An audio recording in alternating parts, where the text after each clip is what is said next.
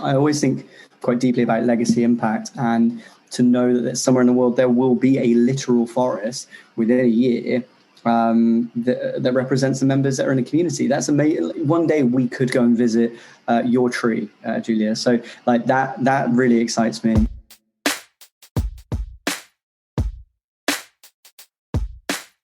I would love to run a tutoring company, but I don't have the capacity or the knowledge or the specialism or the experience to do so. So now I get to have you in the community and champion you and cheerlead you and help hopefully guide you in some way. The fact that someone sat there on their sofa with potentially the greatest idea known to man, but has no idea where to start, scares me on behalf of the species, because we should be enabling that. It doesn't come without its challenges. There is a point where, you don't know everybody off by heart now or what they do. That's kind of scary and interesting. Like, who are these people that have joined and are paying money? We're determined to find ways to make money that also bring meaning into our life. There's so many places you can find out how to do management accounts, but as you know just as well as I do, in school and college and university, there is nigh on nothing about soft skills and development. And so what I'd love to do is to help the non-sales people sell and the non-technical people be technical, so that they can build better businesses by default and then add the rest of the stuff on top.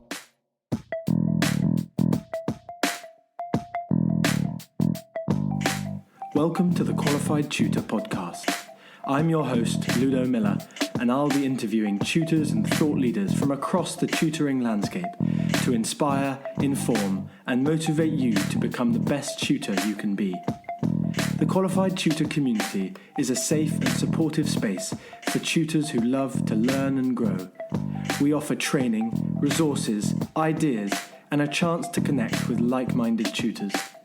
If you'd like to continue the conversation, join our Qualified Tutor community at www.qualifiedtutorcommunity.org or find it in the show notes. Welcome, Ash, to the Qualified Tutor podcast. Ash Phillips has been introduced to me as a genius entrepreneur, and he's sitting in his purple lit bedroom. Yeah. What he's doing is he's connecting entrepreneurs. So your company has just been rebranded as different with no vowels. And until now, I know it's the English teacher in me, and until now, you were called Yenna? Yes, we were. Okay, yeah. So we're going to ask you about the vision, about the impact that you're trying to achieve, about the journey that you've been on in starting your business, because one of the things that we like to do in Qualified Tutor is we like to hand over the mic to experts when we're not speaking about teaching and learning, because we each have our own expertise that we bring to the table. But what's interesting about tutors is that although our skill set is teaching and learning, we are often running small businesses as well, because we're each serving either our own students and their parents, or we're actually running our own small agencies where we're being the connectors between parents and tutors, students and tutors. And so what we like to do is talk about how to build ourselves up, to differentiate ourselves, to make a difference, to ensure that we are serving our people as well as possible.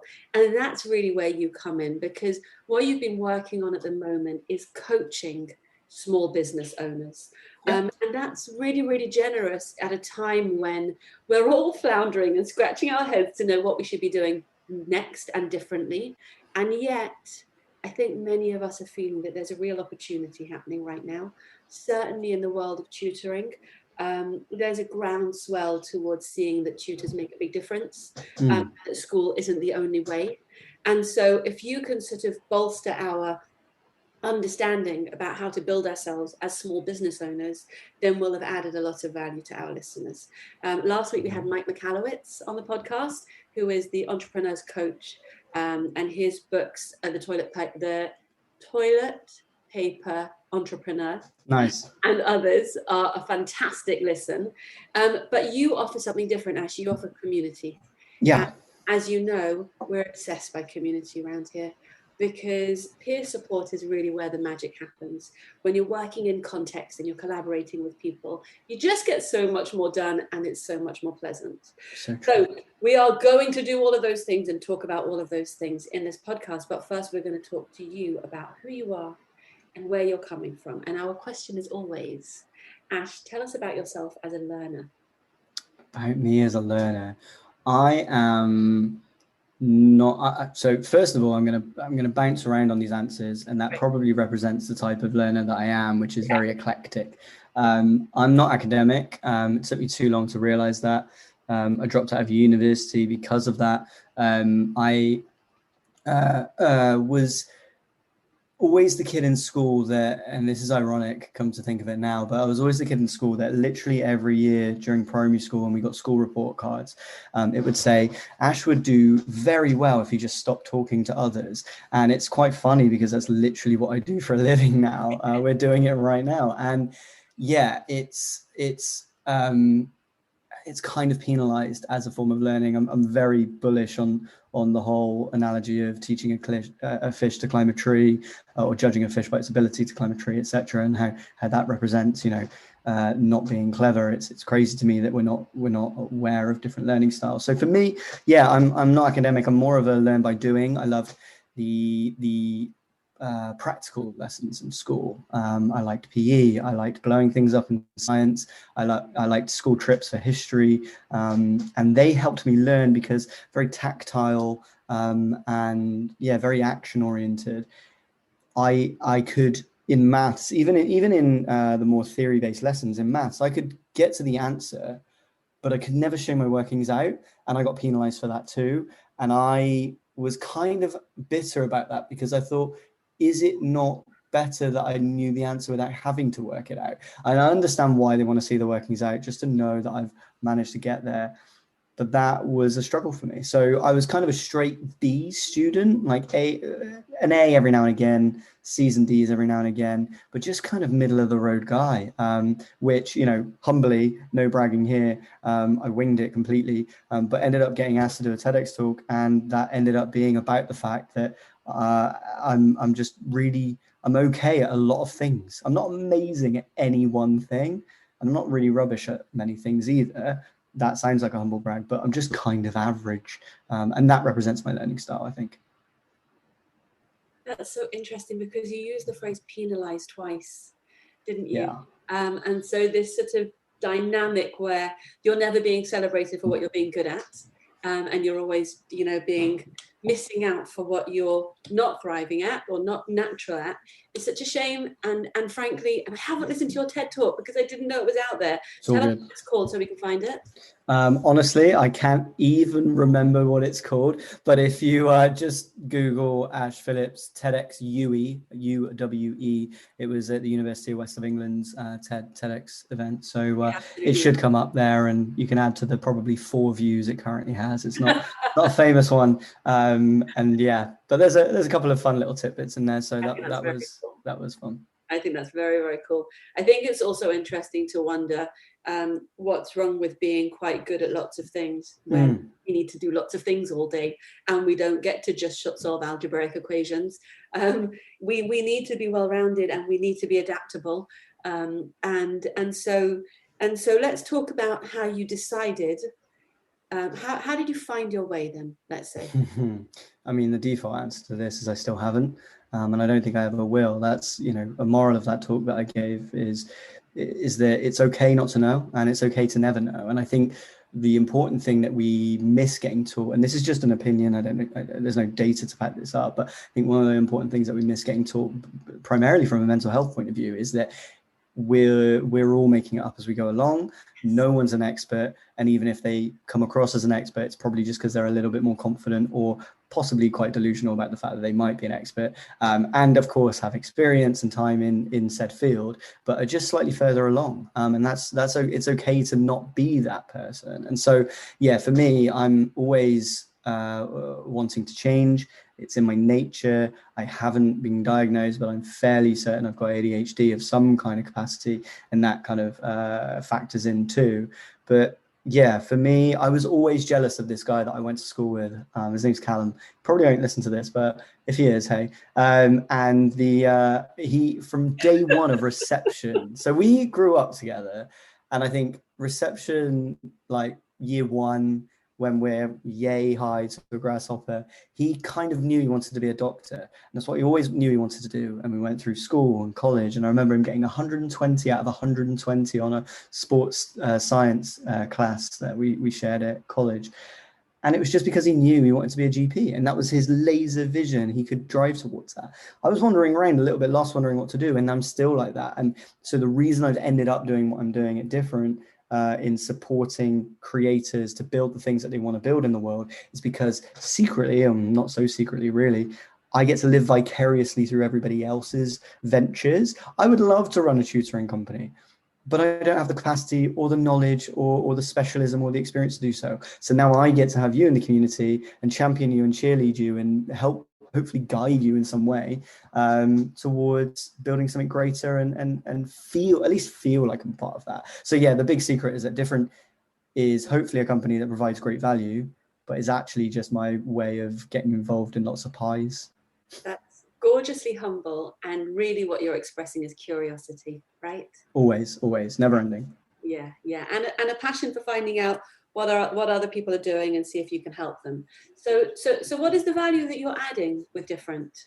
So you mentioned the word coaching. I'm not bullish on that term, mainly because lots of people obviously turn that word into a minefield. There's lots of cowboys out there, as I know you're certainly aware, and lots of other people are. What Different is essentially is a startup ecosystem, which is quite jargony. But for those people who are sat there wondering what that even means, if you have an idea of something that you want to build, you can go out there and just build it. But there's so many things that you don't know that you don't know. We've spoken about this. It's bonkers. It's crazy. It's, as I say, I'm not a father and I've not climbed Everest, but building a business is one of the most challenging things you'll ever do, because it's one of the biggest learning curves you'll ever have, because there are so many facets to it. One day you're an accountant, the next day you're a salesperson, next day you're a digital marketer, and then one day you have to do all three. And that's just insane to me. So the fact that someone sat there on their sofa with potentially the greatest idea known to man, but has no idea where to start, scares me on behalf of the species, because we should be enabling that.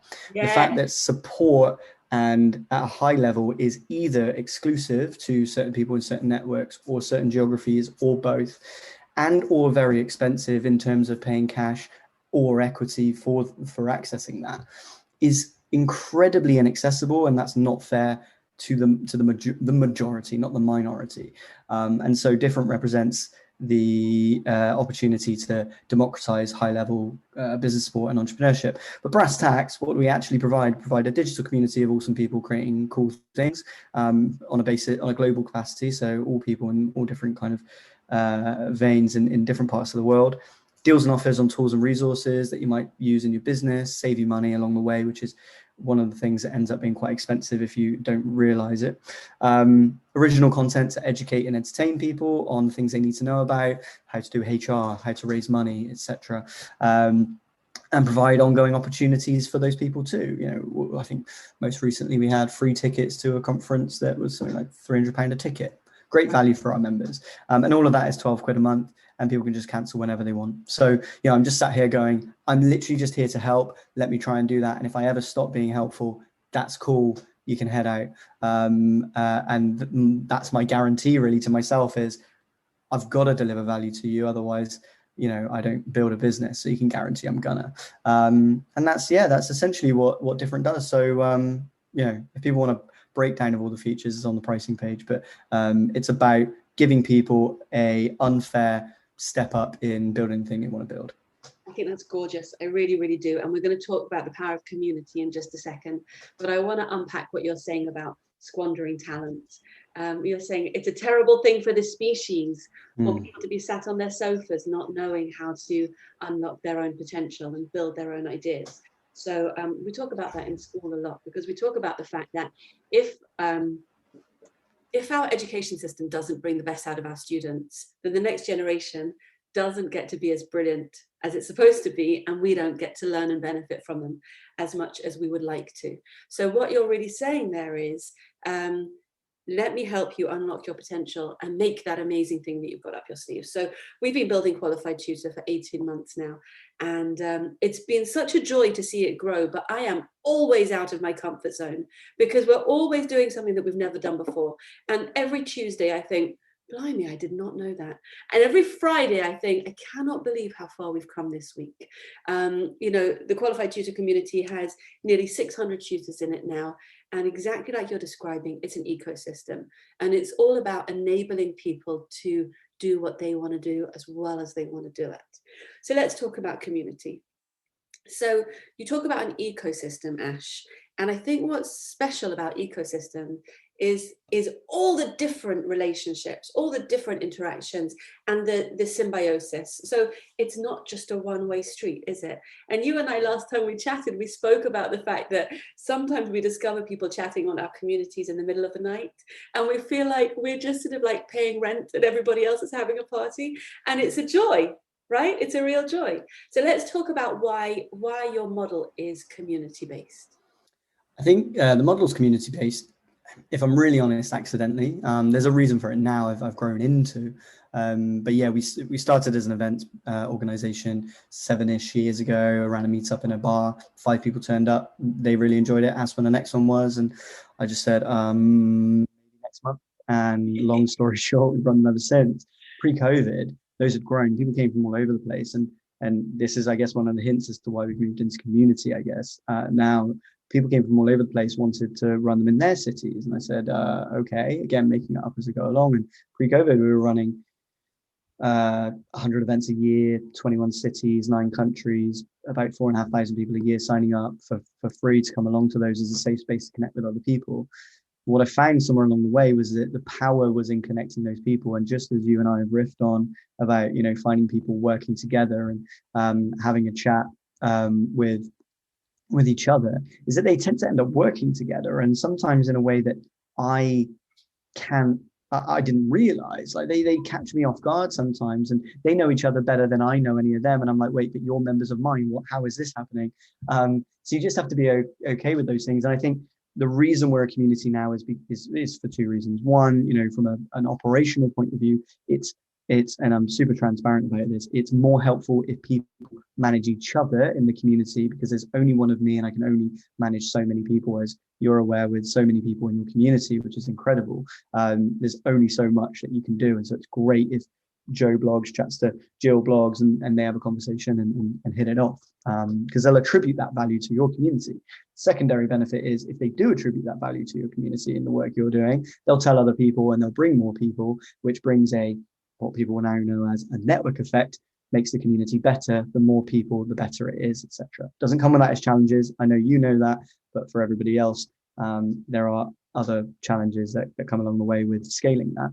And I guess, the more the merrier. It's probably the easiest way to put it. Like, I'm a big more the merrier person. I really am. It's awesome having those people in there. As I say, it doesn't come without its challenges. There is a point where, you don't know everybody off by heart now or what they do. That's kind of scary and interesting. Like, who are these people that have joined and are paying money? That it's self-selecting, isn't it? So you know that they're all the absolutely right types. It's just that you have to make sure that they're all sort of supporting each other, because you can't reach them all. 100%. So last time we chatted, you said something that I think is worth sharing here. You said that your special skill is introductions. Yeah. Okay, so anybody who's running a small tutoring agency, their special skill needs to be introductions. They need to be able to match up tutors and students in a way that's going to be best for both of them. So do you want to talk about where that sort of special ninja skill that you've got comes from, and how to maybe unpack it for listeners? Yeah. It's an interesting one. It's almost like an active therapy session. I don't know where the skill comes from.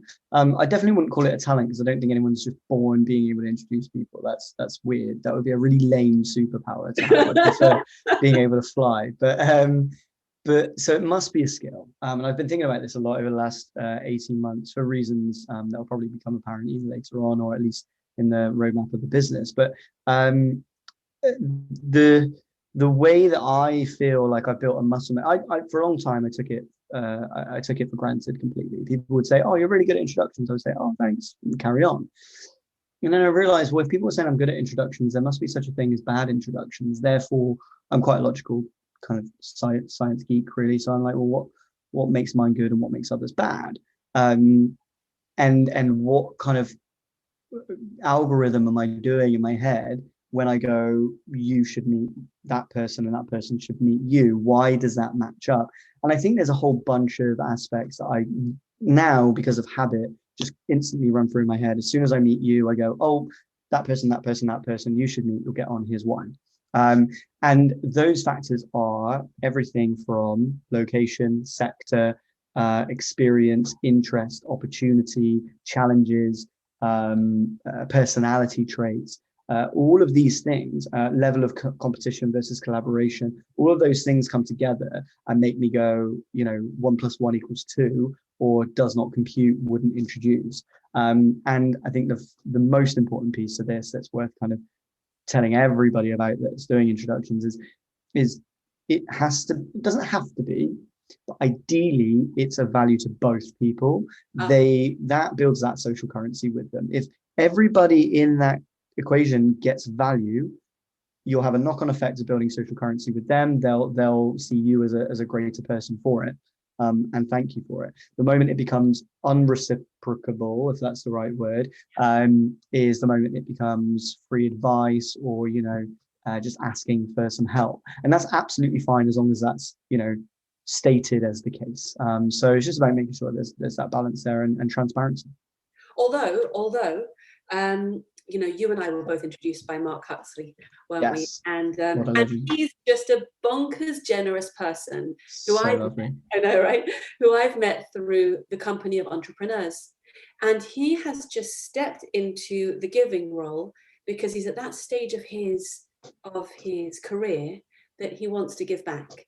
So I think that there's also a place for giving as a type of receiving, and that's part of that relationship and part of that reciprocity. I think it's worth pointing out that the more that we behave with generosity, the more generosity comes back to us. So a business that's built on generosity is really a business that you want to be part of. Do you know what I mean? Definitely. I don't see the reason why, and I know it's probably quite difficult, has been probably difficult for Mark to do this through his career in insurance, where it's obviously very commercial. But I don't see why someone, and Mark isn't an example of this because he's just been a great guy all his life, I'm certain, but where people just aggressively do something just to make money and then eventually give it back. We're in a generation now where it's like the give back is a constant, it's a default, it's purpose and profit aren't exclusive of one another. They are very inherent. And that's why you build the company you're building, why I build the company I'm building, because it's about, I guess my personal motto is do good, be good, or be good, do good. And it's about making sure you're just a good person, unconditionally helping people, and hopefully become successful along the way. Time will tell whether I was right or wrong, but at least I can sleep at night, I guess is the moral of that story. It's a lovely positioning. I think it's the thing that I'm noticing is that we're no longer happy to do without meaning. And we're determined to find ways to make money that also bring meaning into our life. So the key question that we ask in the community is, what's your why as a tutor? And the reason why we ask that is because if you sort of key yourself into your own motivations, then you just come across a lot clearer with a lot more alignment to the people that you're working with. But so often the answers are growth, the joy of passing on the love for my subject, the joy of enabling people, of allowing people to bring out their own potential. So by keying into your own motivation to be a giver, to do good, you actually enable yourself to be good, because the two things are therefore going in a virtuous cycle. So I think that's exactly where we've come from. I'm going to wrap up now, Ash, because I think it's been a really, really great session. And I want to share with you that you've actually lived up to our 3 house rules in Qualified Tutor. Right. Those are: be curious, be generous, and be reflective. And I think this session has been expressing a joy for curiosity, expressing a positioning of generosity, and throughout you've been reflective. You mentioned ADHD. So 2 podcasts ago, we had Cleo O'Sullivan-Tucker, who was talking about her ADHD and her diagnosis as an adult after she failed her A-levels, and how that journey was actually unlocking her own confidence. And thinking back to your own journey as a student, and that lie of school. Ian Gilbert, our friend Ian Gilbert, talks about the lie of school. If you do well in school, then you'll have a good life. If you don't do well in school, then you won't have a good, well, it's nonsense, isn't it? Yeah. It's nonsense, because Total nonsense. It's all about this lifelong learning mode. And if we can be curious and be generous and be reflective, then we can make a difference for a long time for lots of people, and grow a forest to be proud. Yes, quite literally and Quite literally a forest. So let's leave ourselves with a conversation about legacy for another time. And are you able to offer a... We are, yeah. So let me, firstly, really appreciate you having me on. And for anyone in our community and network that's listening, I would definitely recommend checking out what you're doing, because, I guess tutoring is a very specific job role, but actually also a vocation for some people who like to teach in different forms. So definitely worth having a look. And for anybody that is a tutor and wants to develop themselves a little bit more and be around creators of all kinds, then definitely check out the different community. I will happily provide a code to get 2 months, let's say, for free. The code is free2, number 2, MO, if they want to check it out. And any problems with signing up, because I know we had some teething problems, that was totally my fault. Just send me a little message, and I'll happily help out, because different is me. I'm different at the moment, and hopefully we can help everybody else be a little bit different too. Fantastic. All those details will be in the show notes, because we want to make it as easy as possible for you to benefit from Ash's community. Thank you for your time. Thank you. I look forward to making some interesting synergies happen on your community. Perfect. Some great connections, I'm sure. Thanks for your time, and wish you all the best. Cheers, Ash. Cheers, Julia. See you.